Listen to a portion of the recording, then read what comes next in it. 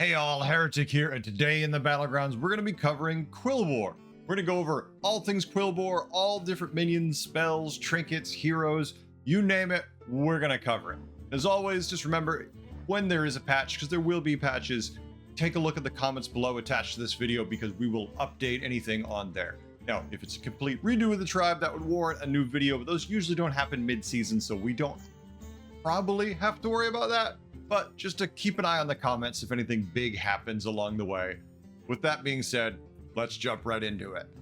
First, let's start with a thing that's unique to Quilboars, and that is blood gems. Now, blood gems are either a spell you get to play or a buff that your minions, some of them, will generate directly onto your other minions. There's a couple different ways it happens, and we're going to cover all that and all the different minions and whatnot, but I want to cover them as a whole because they're important, because they're unique. Now, as you're generating them to your hand, remember that if you do fill your hand during, say, a combat phase or even during the shop phase, and then you go to add another card, obviously if it's a shop thing it won't let you buy it, but some triggers will discard those cards. Say during the combat phase you generate 10 cards, some trinkets, some rewards from quests, some hero power things will instantly trigger, and if your hand is full, they will let you choose that reward, and when you choose that reward will then disappear. So be careful, make sure at all times that you have room for whatever you might be generating. Don't over invest. Be happy to get all those gems and realize, oh shit, I lost something. Because it might be more important than just one gem buff. Now sometimes there's no way to get a real workaround on that.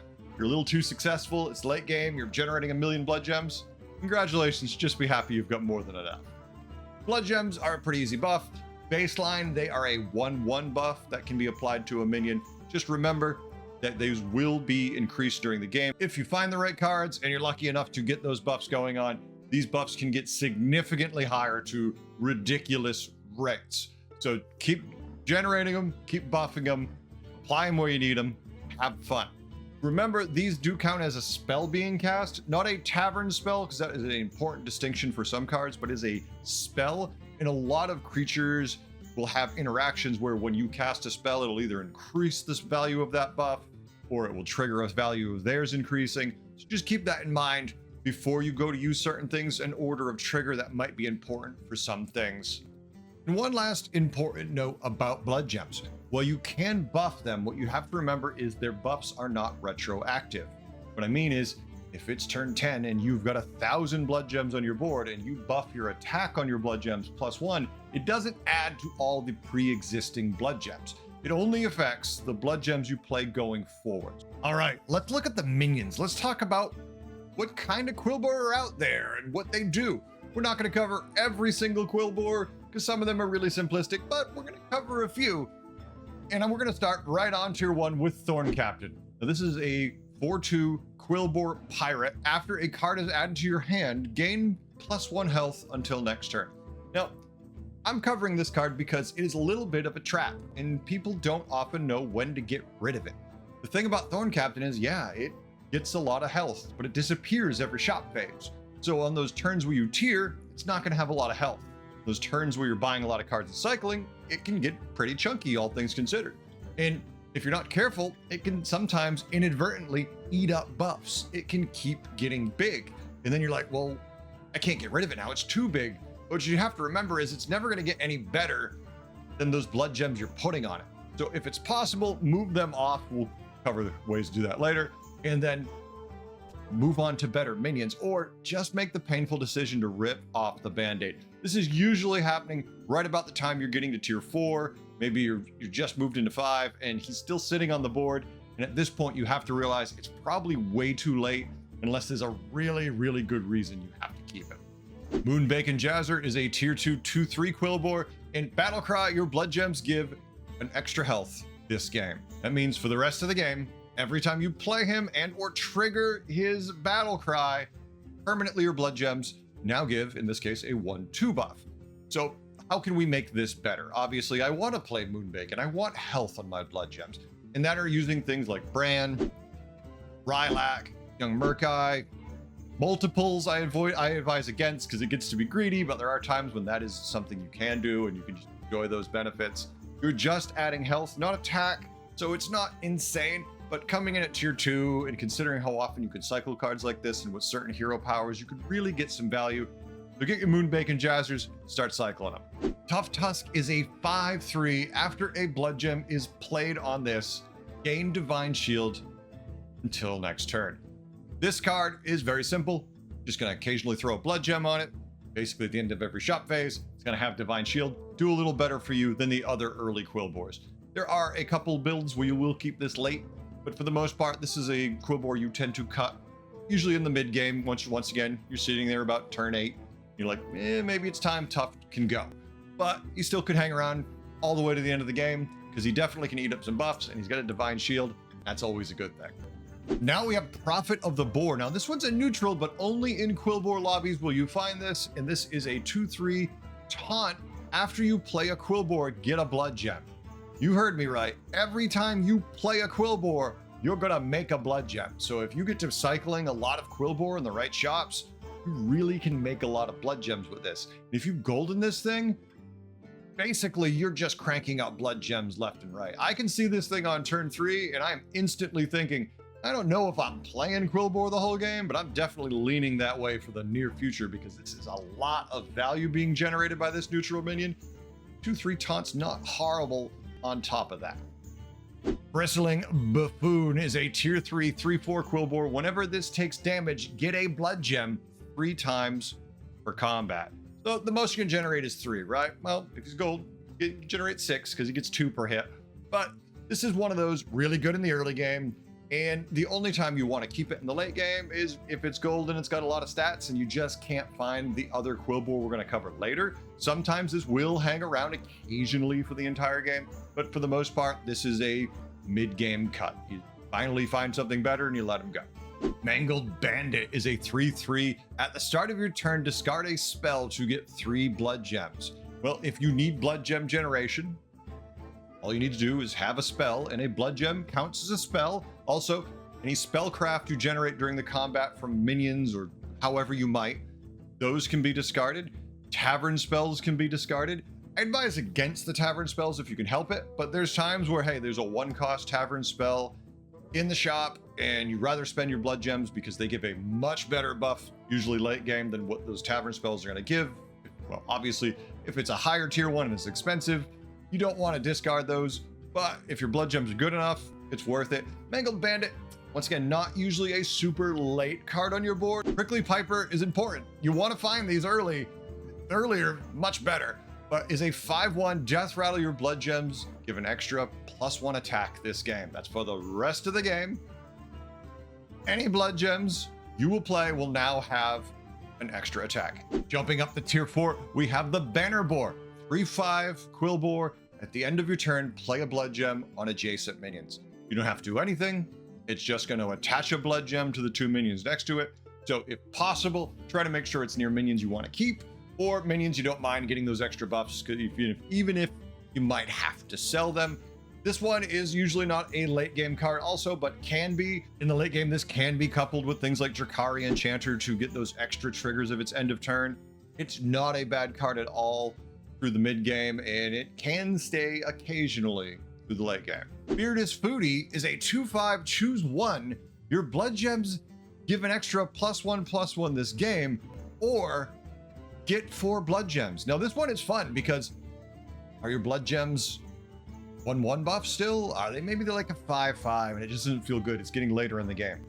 Trigger one of these, now you can get the extra 1/1. Do you need Blood Gems because you don't have enough generation?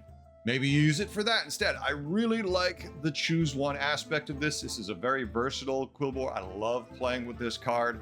I will happily cycle them for that 1/1 buff, or if I have the right minions, cycle them to just generate a ton of Blood Gems, because 4 is a lot from one shop choice. Now it is a choose 1, so it doesn't work with any other trigger. There's no way to get extra uses out of it, other than maybe if you have it on your board and then you triple it. Otherwise, you're not going to be able to use extra times once you've played it. Gem Smuggler is a 3/4 battle cry. Play a Blood Gem on all your other minions. Now this one's just great whenever you find it.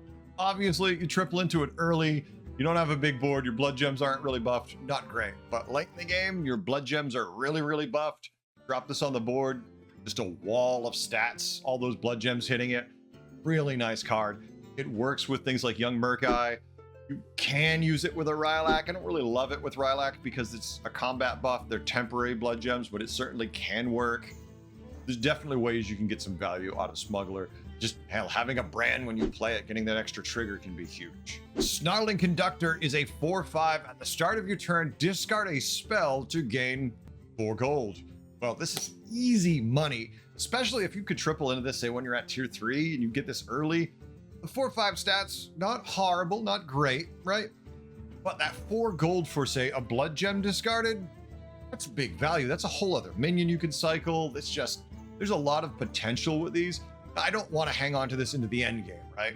Maybe if I've got a gold one and the rest of my board is really good, I don't care. But typically, this is something I like in that mid game, and it's really valuable, getting you to the tier 6 really fast.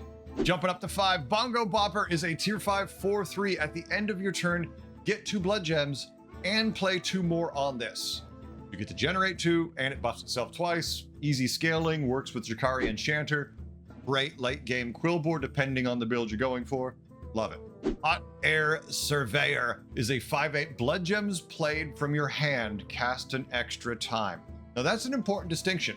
So if you have, say, a Banner Boar who's at the end of your turn playing them, it's not going to help that. Any blood gem you play, it's going to play an extra time. It means every one is 2. You get that foodie and it generates 4. That means you really got 8. And that is just amazing. I love Hot Air Surveyor. I play the hell out of this card. 3 Little Quilboar is a 3/3. Aw, he's tier 5 and he's a 3/3. Wait for it. Deathrattle, play 3 blood gems on your Quilboar. Now they're combat buffs, but this is a good way to trigger a lot of effects you want to have happen in the late game. Adding Divine Shields back, giving yourself just raw stats. It's just a nasty buff. Now it's combat, so it's temporary. It's not a permanent buff, but this can definitely save your bacon. Transmuted Bramble Witch is a 4/4 elemental Quilboar, just a terror of some lobbies. When this attacks, set the defender's stats to 3/3 once per combat. That means whatever their stats are.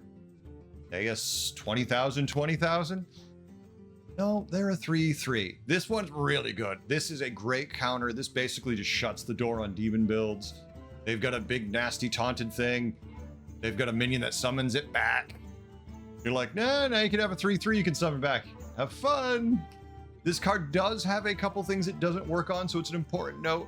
Just off the top of my head in Scrolled Fungus, it has its base stats, but then it has the stats it gets from all the spells you've cast, and those are different. So when you hit it, you'll turn it into a 3/3. It's base stats, but it won't affect those spell buffs it receives. Just keep that in mind. It happens with things like the Army of the Undead buff, so you can take down the undead minions' health, but not as attack at all. So there are some use cases where this isn't as effective as you might think it is. And also remember, if you're running into a mech board and say they only did have 1 taunt, well, you will turn that minion, whatever it is, that giant beatboxer, into a 3/3. Still gonna be there next turn, so don't waste your Divine Shield minion on it next, because it's just gonna waste its shield on a 3/3, and that doesn't feel good, right? But they probably have more than 1 taunt, right? Jumping up to 6, we have Bristlebach. 3/10, Avenge 2, play 2 blood gems on all of your Quilboar. This one is fun. You just need to use minions from other tribes, really, because typically, and the Quilboar don't have Deathrattle, they don't have Reborn. You're not going to be summoning a lot of things during the combat, so you're not going to get as much value with Bristlebach as you would if you splash in a couple minions with Reborn and Deathrattles, or stacking that and really milk that up to buff your board during the combat phase. Once again, combat buff, temporary, still very good in the right builds. Chargla is a 4/4.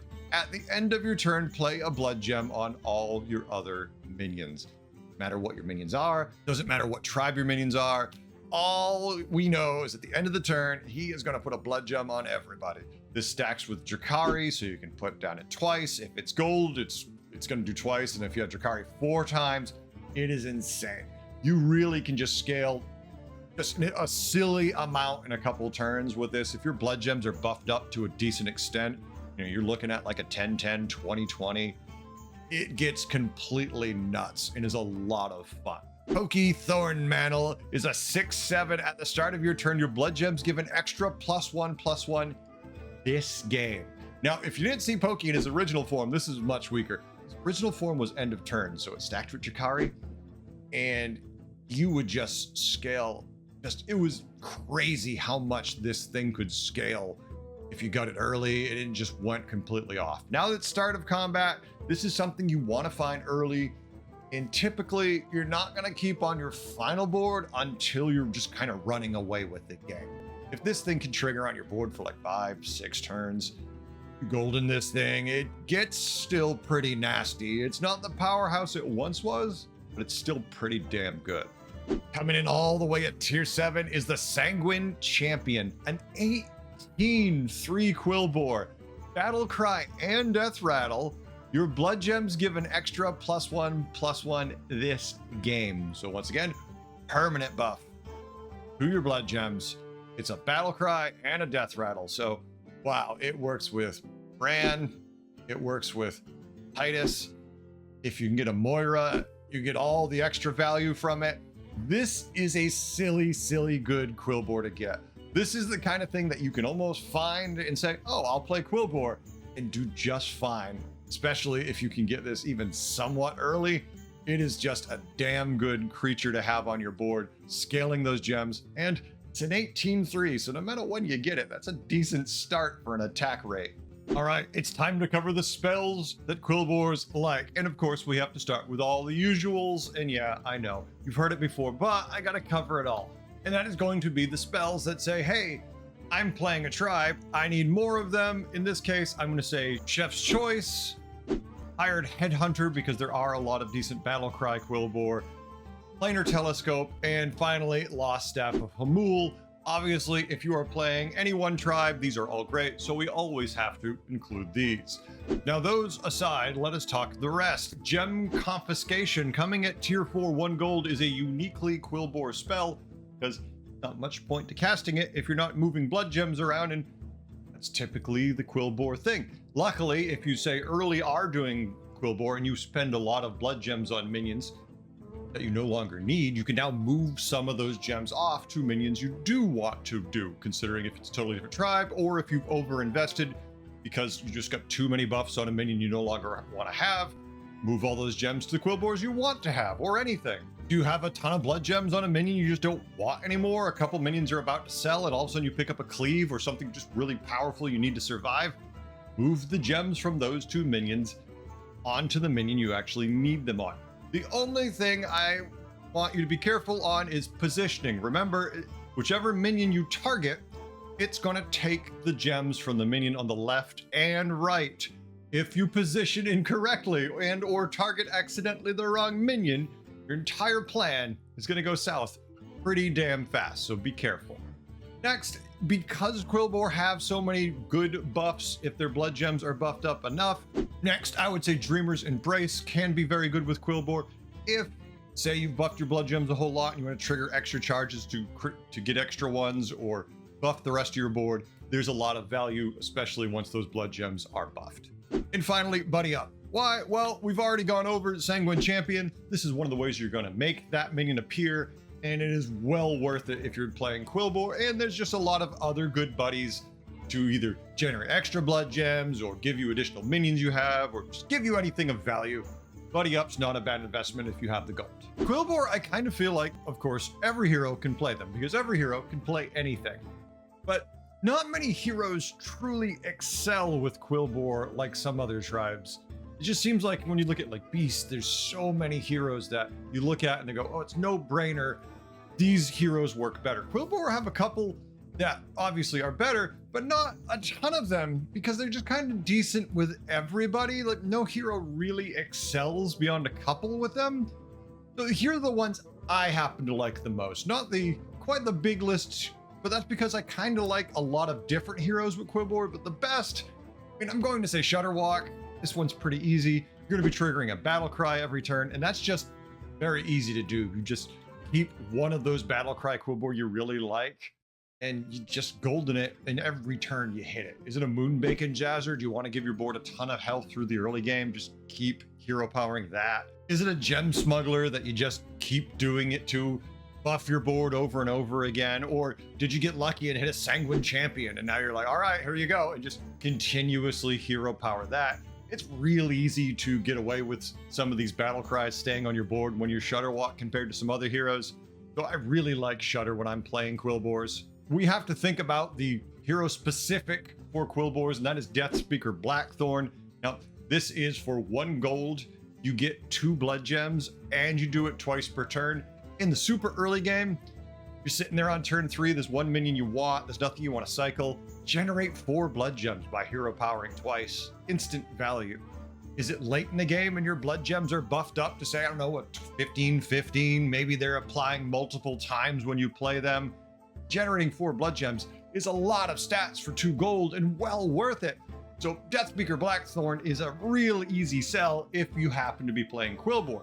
Once again, the caveat I always like to kind of cover is if you're playing Deathspeaker Blackthorn, you don't have to play Quilboar. Remember, you can just use them as spell triggers or buffs for your board. You can play any tribe if the lobby gives you a lot of other good minions. Don't just blindly play Quilboar. But it is really easy to find yourself, when you're playing a hero like this, focusing laser tight on playing that one tribe because that's what you associate the benefit with. Just try to keep your mind open so you can see all the different options. Time to cover us some trinkets. What are the Quilboar trinkets that we can take, and why should we take them? So we're going to start with the Great Boar sticker. This is a lesser one. In your blood gems, have an extra +3 attack. I don't typically love this one, but it's not bad. If I already have things like Prickly Piper, I'm more likely to not take this one, but it is a lot of attack value. And if you're hurting, you definitely should be leaning this way. That way you can try to kill some stuff so you can actually, get to the greater trinkets and whatnot. But that being said, it's not bad. It's just situational when you might need it. We flip it over to the greater side of that trinket.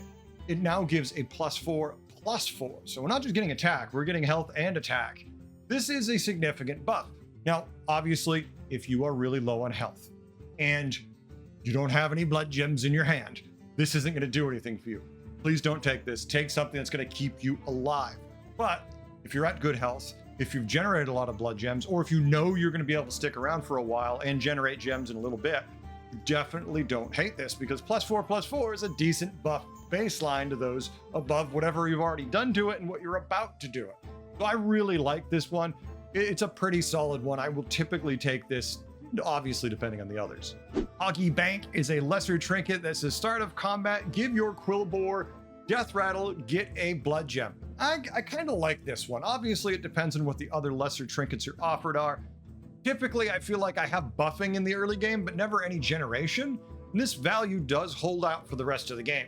Every time one of your Quilboar dies, you're still gonna get a blood gem from every one. Okay, best case scenario, you're getting 7 typically. Still not bad if late in the game your blood gems are giving 10, 20 buffs. Okay, you've got 3 or 7 if you survived the fight and didn't die. It's a lot of stats you're adding with them. So I never hate this one. It just means I'm definitely leaning heavy Quilboar, and I'm a little hard to pivot after I take something like this, depending what else is offered to me. Calligraphy set, the lesser trinket, is Avenge 5. Your blood gems give an extra +1 health this game. I don't like this. It's just health. It's Avenge 5, which is already a little hard to do.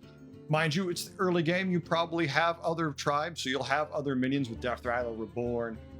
Maybe you can milk out a little bit from this, but even if you farm heavily, you're only gaining a couple health to your blood gems. That's not really crazy. Typically, there are much better trinkets offered to you. I would typically stay away from this and take all of those. Now on the greater side, Calligraphy set is going to give you Avenge 4. Your blood gems give an extra +2/+2 this game. Now that's a little easier to deal with. It's a decent buff, it's a cumulative. If you're getting this on turn 9 and this game goes 13, 16 turns, you can get some decent buffs. Now obviously, if things are going according to plan, you're probably only going to get 1 buff a turn, because only 7 minions are on your board, and typically by this point, if you're committing to Quilboar, You're not gonna be able to farm a whole lot. You might be able to squeeze something in just to be a little greedy, but otherwise, beyond that, you're kind of sitting here just when you happen to have 4 people die in a combat, you get that buff and you're happy. I don't hate this one at all. I like this one a lot. Obviously, if you can farm, it's a little better, but don't be too greedy. Don't farm so hard you get a couple buffs to lose the game. Lore Walker's Scroll. Now, this one is pretty simple. This is whenever you cast a spell on a minion, give it +2/+2. Well, we already determined that blood gems count as spells. If your blood gems only give a 1/1 buff, now they give a 3/3 buff. It's not huge, but it is a very consistent early game buff that is decent for that stage of the game and will still stick with you the rest of the game. You're still going to be getting that +2/+2 buff, even if we're talking 6-8 turns later. So it's always worth it for that. I don't hate this one at all. Obviously, if there's something better, going to give you some more direction, some little more tempo, you should take that. But this one's pretty good if you have any blood gem generation in the early game. Conversely, the later one will give your spells a +5/+5 buff. Also, very good buff. It's cheap, so in the late game, if you don't happen to like the others, this one is a nice solid buff to your blood gems. I don't mind taking this one either at all. Conductor Portrait is a greater trinket that says, get a Snarling Conductor. Whenever you discard a card, play a blood gem on 5 friendly minions. Now, I don't usually love this one of all the greater trinkets, but if you happen to have any other cards that discard cards when this is offered to you, you can get a really nice benefit from it. Obviously, if you're already buffed your blood gems a good bit and you're sitting there discarding 2-3 cards a turn, big value. Are you discarding one with the one you just got and that's it? It's kind of hard to like it at that point, but if you're not offered anything better, it can work. It's just not crazy good. Jar of Gems is a greater trinket that is each combat after 2 friendly minions attack, play a blood gem on all your Quilboar. Obviously, this is some ways you can reset shields. It's got some nice buffing it's going to be giving you. Now they're combat buffs, so they don't last forever. I don't hate this one at all. Basically, this one depends on what minions I have on the board. If I can get some value out of those attacks to get more than just a couple little stats, but depends what you've got. I like this one in the right setup, no doubt. Finally, we have Blood Golem Sticker. This one is whenever a friendly Quilboar dies, summon a golem with stats equal to its blood gems 2 times per combat. That means if you're running 7 minions, which you probably are, when the first 2 Quilboar die, depending on how many blood gems they have, that's how big a blood golem you're gonna summon. So, couple things. One, if you only have your blood gems on a couple minions, can get significant. Also, if you happen to have just tons of blood gems on everybody, end of turn effects scaling constantly, blood gems just in mountains everywhere, not bad either. Are you fighting Murloc boards and you're worried about venom and whatnot? All right, Blood Golem Sticker. It definitely can help you. It's giving you extra minions, and if your blood gems are stacked high enough and in right quantities, you really can get away with some really, really big minions. And hey, if you like these and you're having fun, please hit the like, subscribe button. I have to ask because it's the only way the channel grows. If I don't ask, a lot less people hit those likes, subscribe, and all that good stuff. So I gotta ask. Thank you very much. I appreciate it. I just hope you're having a good time with all this. So how do we counter Quilboar? How do we deal with their crazy big boards? Well, typically they're just that. They're a ton of stats. They're a bunch of blood gems. They run at you, they pull you down, and the later the game gets, the easier it is for them to just walk through whatever you put in their way. But that being said, you're scaling too, and you have your own tricks depending what tribe you're playing. Obviously, if you're not running any Divine Shields, and they happen to be running 2-3 Quilboar with Divine Shields, it's in your interest to tunnel blast all those shields away. Make that happen immediately. Otherwise, if you can't outstat them, you are going to have to go to the tried and true method of scam. You're going to have to run everything you can. Bramble Witch is obviously in the lobby because you're a Quilboar, so you can run those at some of their minions, maybe rip them down.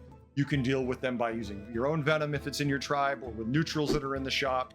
If you can use enough Reborn and just swarm them under, you can definitely get through them. There's a lot of ways to deal with them if they're just stats, but typically your best bet is things like Leroy, your other big statted minions, and whatever venom you can cobble together if they're too big. If they're far bigger than you and scaling fast, your only hope is going to be using as much scam as you possibly can to deal with their stats. All right, let's do it. Let's jump into the builds. Let's talk about what we want our Quilboar boards to look like and what we can do with them. Now, there's a lot of different Quilboar builds, and I'm going to assume at this stage, you're through the very early game.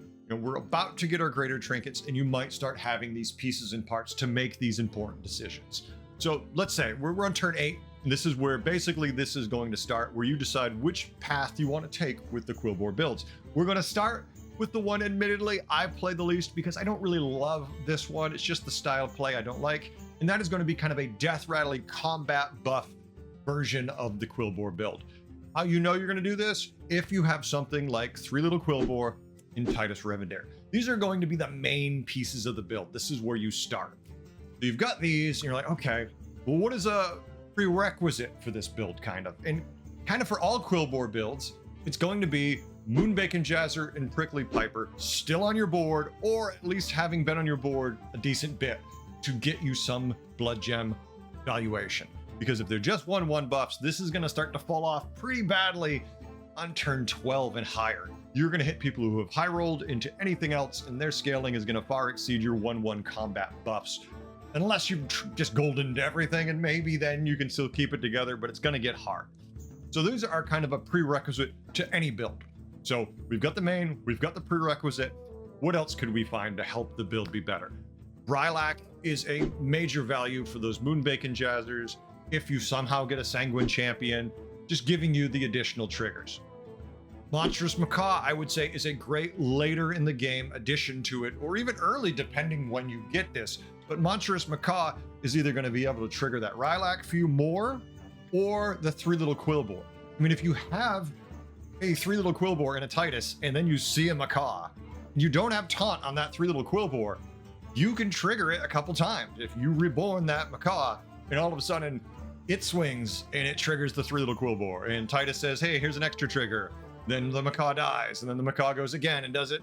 It's a big scaling difference that will give you that quick combat buff to just let you go nuts. Another great minion for this build is going to be the Tough Tusk. Now, positioning is important on this one because it depends if you have Macaw, if you don't have Macaw. But when Tough Tusk gets a blood gem put on it, it regains Divine Shield. In addition to all the stats it's going to gain anyways. So if you lead with the Tough Tusk, the Tough hits, loses its Divine Shield, and then your 3 little Quilboars get triggered. Maybe the Bristlebach we're going to talk about in a minute goes off. Your Macaw triggers the 3 little, however it happens, you're going to get your shield back.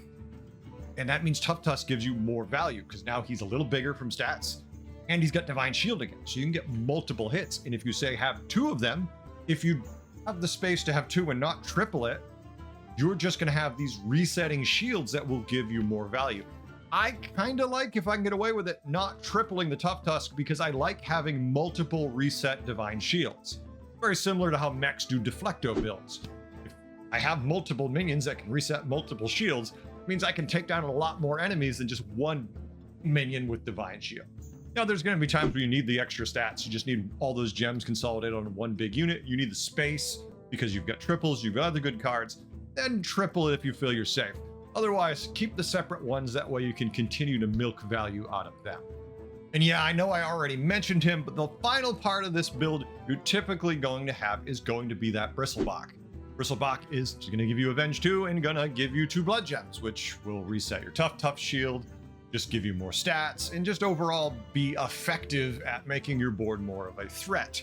Obviously, we want to gold all this stuff as much as possible, but typically this board is pretty effective and can put out some really big numbers. Now, the deeper the game goes, obviously the more trouble you might have as your opponents are getting more scaling, and your scaling, well, might get better if you triple things, doesn't really get up astronomically, where you kind of fall off. The longer it goes, the more trouble you get, but if we have the right trinkets, if we find the right spells, we can make it work and push through everything. So let's talk about that.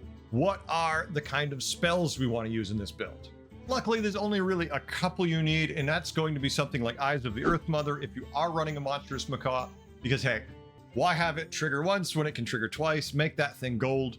It's 6 gold, it's well worth it. It's better than rolling and just praying you find you might never find any additional Macaws, so just take the golden spell. It's cheaper than just hoping you get lucky.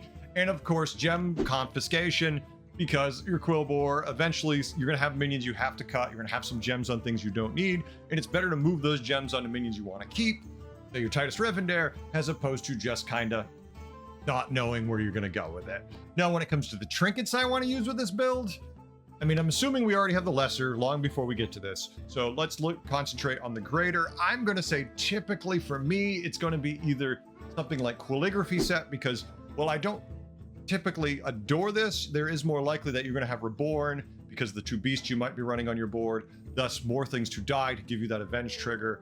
And it just gives you some scaling because you do ultimately need some scaling. And this will give it to you. If you can get just +2/+2 every combat, that does make a difference as permanent scaling, as opposed to just, I gained an extra spell or something along those lines. Otherwise, I don't hate Jar of Gems also. That's going to be after 2 of your friendly minions attack, you put a blood gem on all your Quilboar. Once again, giving you more resets. And it's just basically doubling down on the idea that you want as many resets as possible. And this gives you more chances at resets, gives you more stats. Just an easy one to make this build keep surviving where maybe it shouldn't. But that's it. That's the build. It's pretty simple.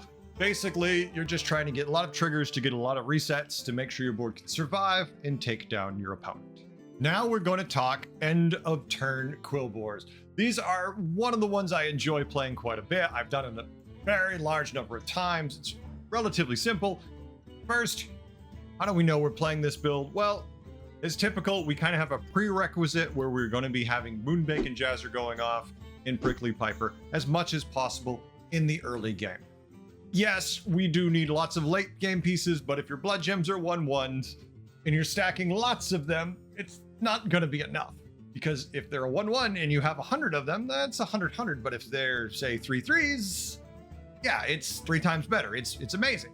You really do need to cycle these in for a lot better value. You can get away with it the other way, but if you do, it's not going to work out nearly as well for you. So I'm going to say these are a prerequisite, not necessarily part of the final build, that's for sure. And then we're looking for a couple different things. Usually I'm at this point saying, all right, I'm a Quilboar board. We'll say it's turn 8. I've got some nice scaling on my gems. I have some random Quilboars. And then I'm going to hit one of the Quilboar that makes me pick a lane. In this case, I'm going to say we hit a Chargla. We triple into a 6. It's a Chargla. I'm like, all right. End of turn Quilboar looking pretty good. Now, you could also have a Banner Boar before this. That's kind of like Chargla's little friend. It starts out, it's buffing those things. Maybe you've tripled into a Jakari, so you're getting double the blood gems out of that Banner Boar. But then once you have the Banner Boar running and you find a Chargla, now we've upgraded. Now we're at the next level. Now you can start cutting things. So I'm going to say the things that are most important are going to be Chargla first and Drakari. These 2 things are the definite end of turn Quilboar. The Banner Boar's fun, but it's only buffing 2. Chargla's buffing everything but itself, and that's a big deal. And if you've got Drakari making it do it twice, that's a lot of blood gems, especially if you buff them the way we've talked about. So I'm going to say those are kind of the main pieces of this build.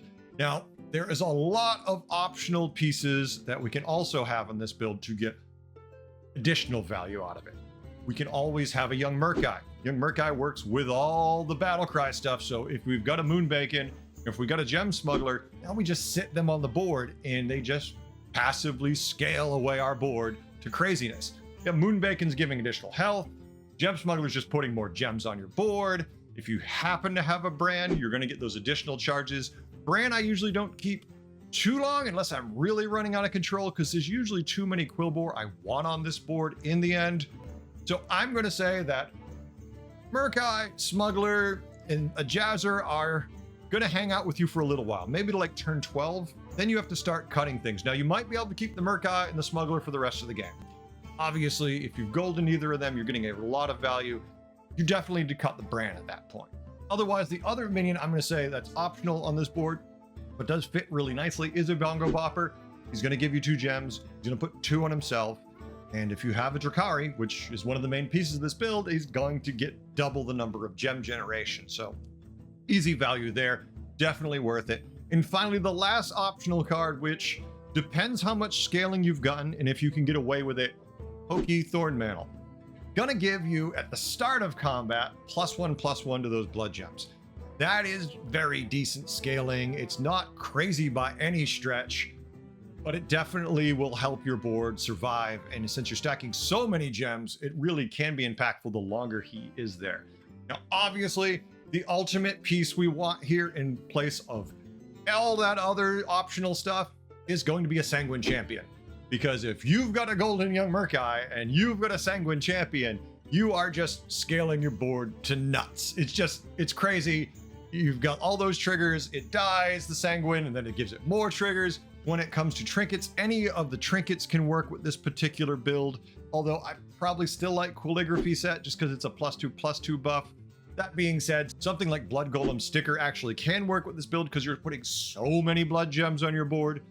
Typically, these will be an additional massive minion you're summoning out, especially if you run into something like Murlocs and they've got lots of venom. You're like, I've got extra minions, I'm good.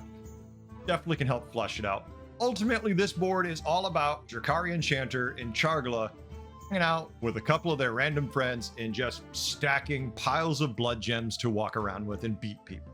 Finally, we're going to cover my favorite comp of Quilboar. This is the one I play the most. Why? I don't know. I just enjoy this and I feel it to be more akin to how I like to play. There's a little more APM involved. There's a little more card counting because you have to be careful. But for me, it is a hot air surveyor build. This build is basically once you find hot air surveyor, if you can just then get a bunch of blood gem generating minions, you're all set. Stack those gems as high as you want and beat people down.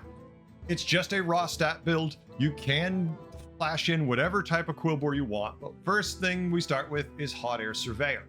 Now, Hot Air Surveyor is whenever you play a blood gem, it's going to play an extra one on that target. So obviously, the more gems we're generating, the better. First main piece, Hot Air Surveyor.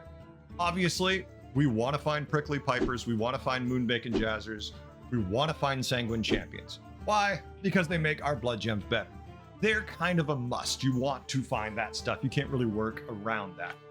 Next is anything that gives you blood gems directly to your hand. So we're going to be looking for things like Bongo Bopper. Mangled Bandit can work in this build. Things like that are just fantastic. But even better is if you just have a Golden Prophet of the Boar.